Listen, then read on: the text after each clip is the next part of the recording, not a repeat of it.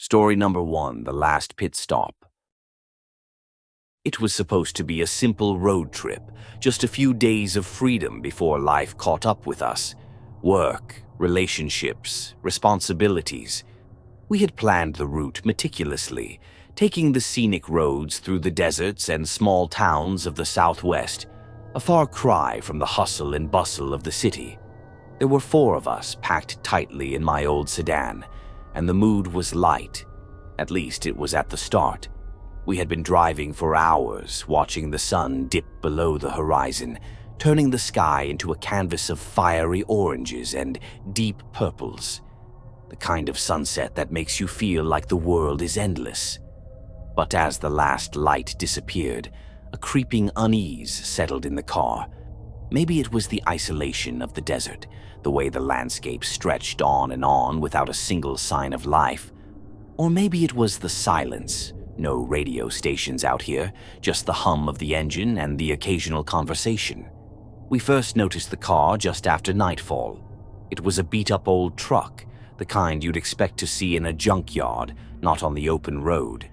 It appeared in the rearview mirror, its headlights flickering like they were about to give out at any moment.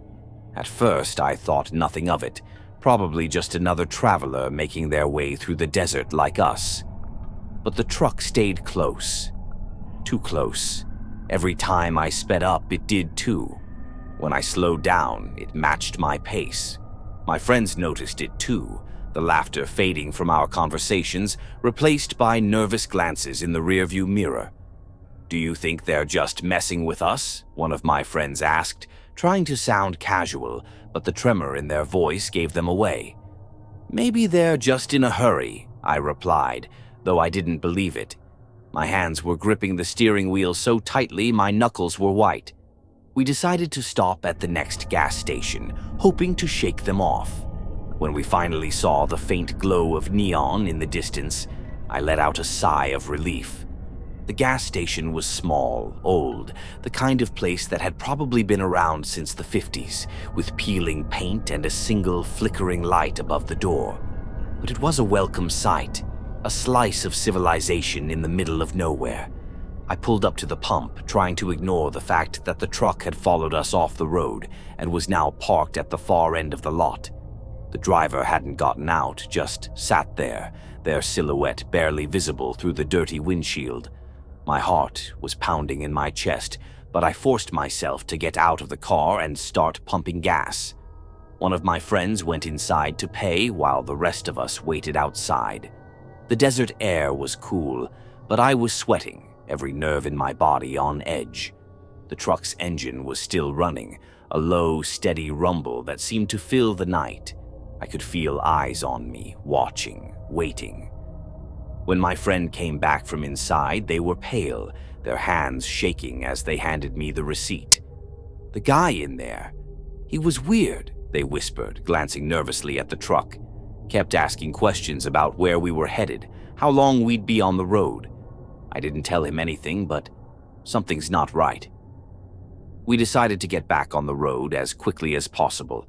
I finished pumping the gas and we all piled back into the car, the tension so thick you could cut it with a knife.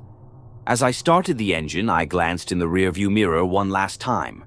The truck was still there, but now I could see the driver. A man, older, with a wild look in his eyes. His face was twisted into a grin, the kind that made my stomach turn. He was staring right at me, his hands gripping the steering wheel like he was just waiting for the right moment to pounce. "Let's go now," someone in the back seat whispered urgently. I didn't need to be told twice. I hit the gas, pulling out of the station and back onto the highway as fast as I could. The truck followed, its headlights glaring in the mirrors, far too close for comfort. My heart was racing and I could barely keep my hands steady on the wheel. We tried everything to lose him. Speeding up, slowing down, even taking random turns down desolate back roads. But no matter what we did, the truck was always there, lurking just behind us. A shadow we couldn't shake. The tension in the car was suffocating, every one of us on edge, our eyes darting between the road ahead and the nightmare following us. It was nearly midnight when we reached the outskirts of a small town. The lights of civilization, a distant, hopeful glow on the horizon. But just as we started to feel a shred of relief, the truck swerved, cutting us off with a screech of tires. I slammed on the brakes, the car skidding to a stop mere inches from the side of the truck. For a moment, everything was silent.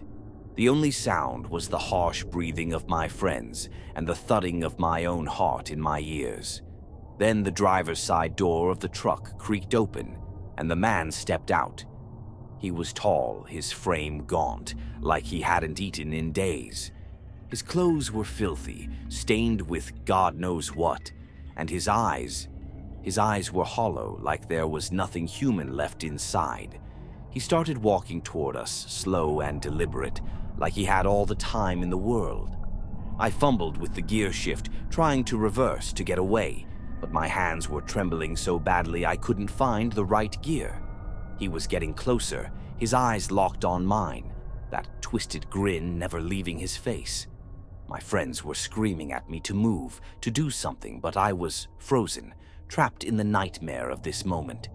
Just as he reached the car, something inside me snapped. I slammed the car into reverse, the tires squealing as we lurched backward. The man jumped back, but not before slamming his hand down on the hood of the car, leaving a dent that would haunt me every time I looked at it.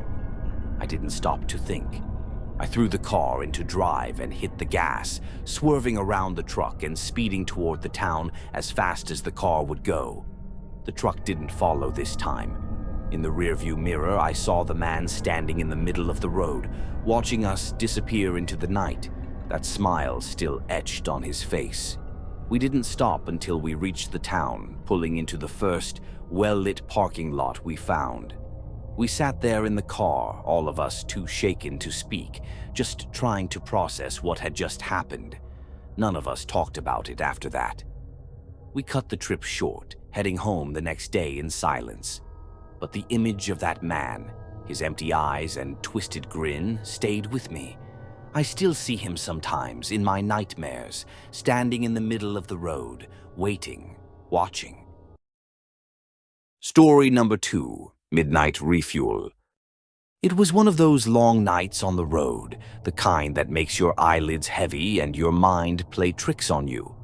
I was driving back from a job interview in a neighboring state, and it was well past midnight by the time I found myself on a desolate stretch of highway. The gas gauge was dangerously low, the needle hovering just above empty. I knew I needed to find a station soon, or I'd be stranded in the middle of nowhere. After what felt like an eternity, I saw the dim glow of a neon sign in the distance, a gas station, the only light for miles. I felt a small wave of relief, though it was tinged with an unsettling feeling I couldn't quite place.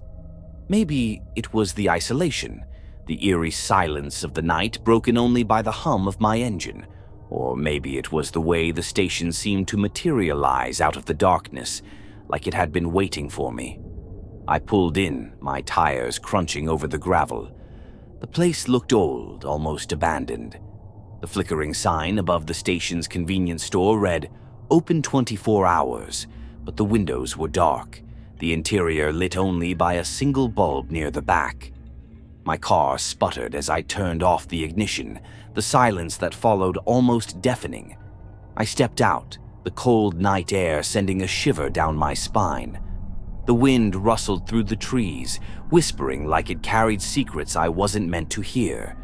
The pump was one of those ancient rusty types where you have to lift the handle before the gas flows. I swiped my card, but the screen blinked an error message. See cashier. A sinking feeling formed in the pit of my stomach. I really didn't want to go inside, but I didn't have a choice. I needed the gas, and the station was my only option. I took a deep breath and walked to the door, my footsteps echoing in the stillness. The door creaked as I pushed it open, the bell above it jingling like it hadn't been touched in years. The smell inside was stale, a mix of old coffee and dust. The shelves were half empty, stocked with expired snacks and faded magazines. At the counter stood a man hunched over, his back turned to me.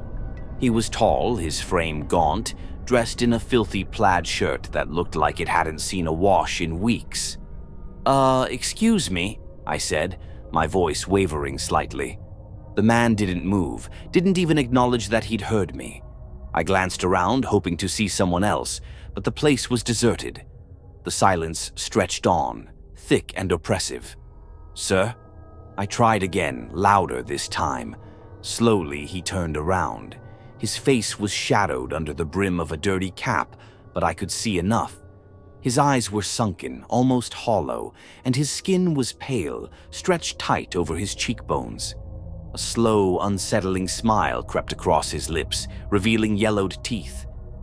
"What can I do for you?" he asked, his voice low and gravelly, like it hadn't been used in a while. I need to pay for gas." "The pump isn't working," I replied, trying to keep my tone steady. He didn't answer right away, just stared at me with those unnerving eyes. The seconds ticked by, each one longer than the last.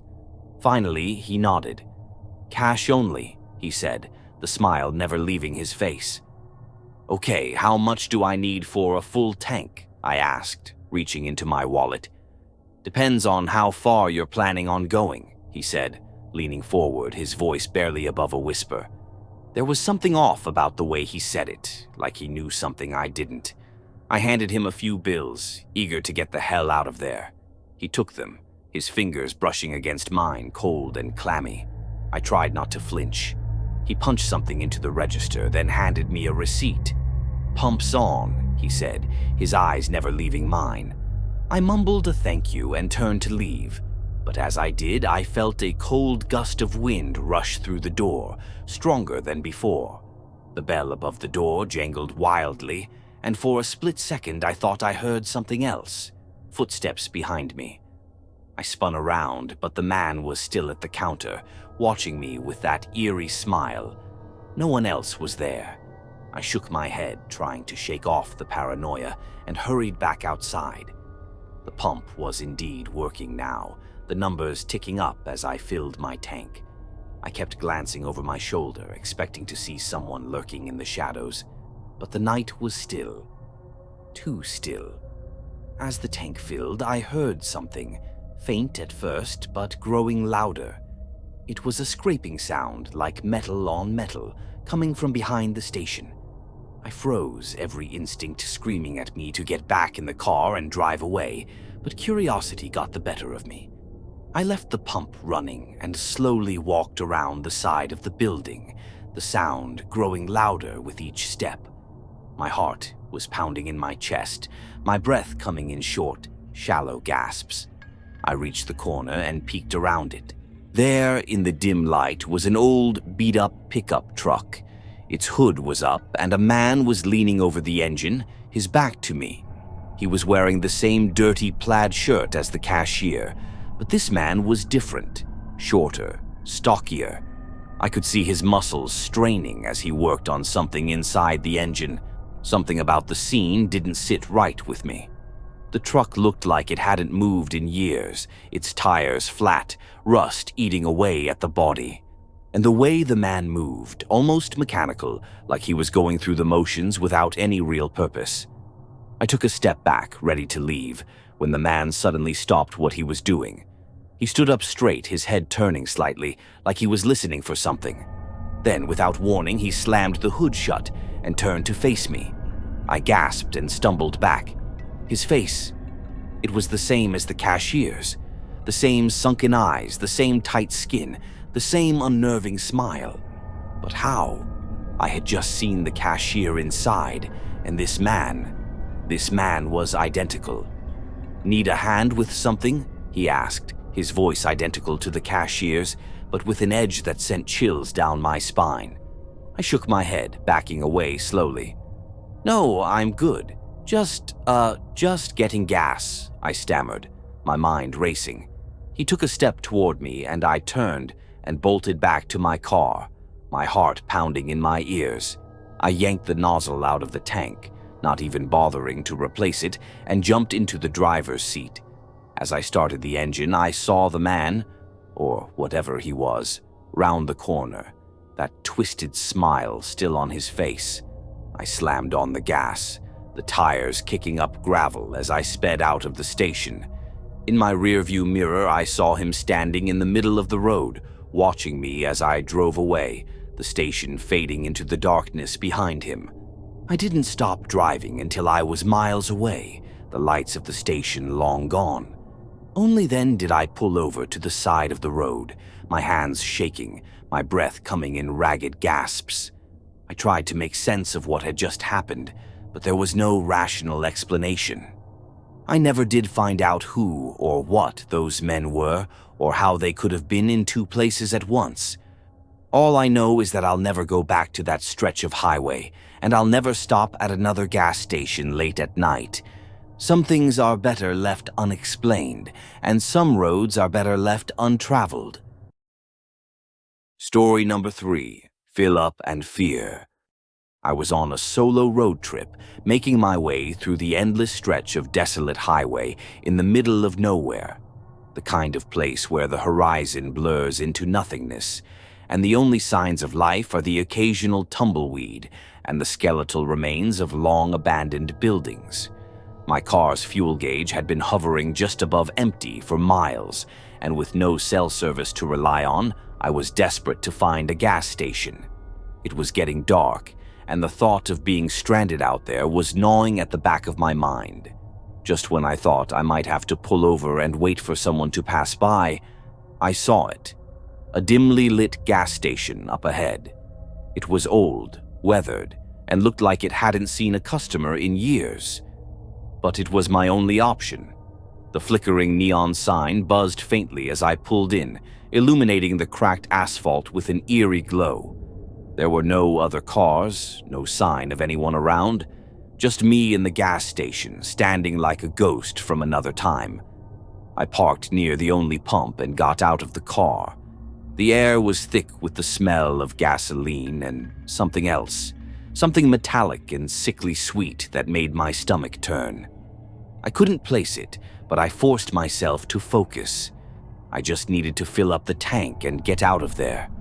The pump was ancient, the kind where you have to crank the lever before it starts. I reached for it, and that's when I noticed the door to the station's convenience store creak open. I hadn't seen anyone inside when I pulled up, but now a shadow moved just beyond the threshold. My heart skipped a beat. "Hello?" I called out, my voice wavering slightly. No answer. The only response was the steady creaking of the door as it swung on its rusted hinges. I glanced around, but there was no one else in sight, just miles of empty road in every direction. The shadow moved again, and this time I could make out a figure standing just inside the store. Something about the way they stood, slightly hunched with their head tilted to one side, sent a chill down my spine. I tried to ignore the rising sense of unease and focused on getting the gas flowing, but the pump wasn't working. No matter how many times I cranked the lever, nothing came out. I swore under my breath and decided to go inside. Maybe there was someone who could help, or at least I could pay for the gas inside if the card reader was busted. As I approached the door, the shadow retreated further into the darkness of the store. I paused for a moment, my instincts screaming at me to get back in the car and drive away. But my fuel gauge flashed a warning, reminding me that wasn't an option. I pushed the door open slowly, the bell above it jangling like a death knell. Inside, the store was even worse than I expected. Dust-covered shelves, flickering fluorescent lights, and the same metallic odor, only stronger. It was like stepping into a time capsule of decay. The figure was nowhere to be seen now, but I could feel eyes on me, watching from somewhere in the shadows. "Hello," I called out again, louder this time. My voice echoed off the grimy walls. "I need some help with the pump. Is anyone here?" Still no answer, but I heard something. A faint scraping sound coming from the back of the store, behind the counter. My pulse quickened as I edged closer, the floorboards creaking under my feet. There was a door slightly ajar behind the counter, leading to what I assumed was a storage room or office. The scraping sound was coming from there. I didn't want to go any further. Every instinct I had was telling me to leave, to get out of there. But something compelled me to push that door open. Maybe it was curiosity, or maybe it was the need for fuel. Whatever it was, it led me to that back room, where the smell was overpowering now, nearly choking me. The room was small and cluttered, with a desk covered in papers and a single bare bulb hanging from the ceiling, casting long, sinister shadows. In the corner, huddled over something I couldn't quite make out, was the figure. They were crouched low, their back to me, making that awful scraping sound with something metallic in their hand. "Hey, I need some help," I said, trying to keep my voice steady. The figure froze, then slowly, unnervingly slowly, turned to face me. My breath caught in my throat. It was a man, but there was something wrong. His eyes were wild, bloodshot, and his face was gaunt, almost skeletal. His clothes were stained with something dark, and his hands, God, his hands were covered in blood. He held a long, rusted knife, the source of the metallic scraping.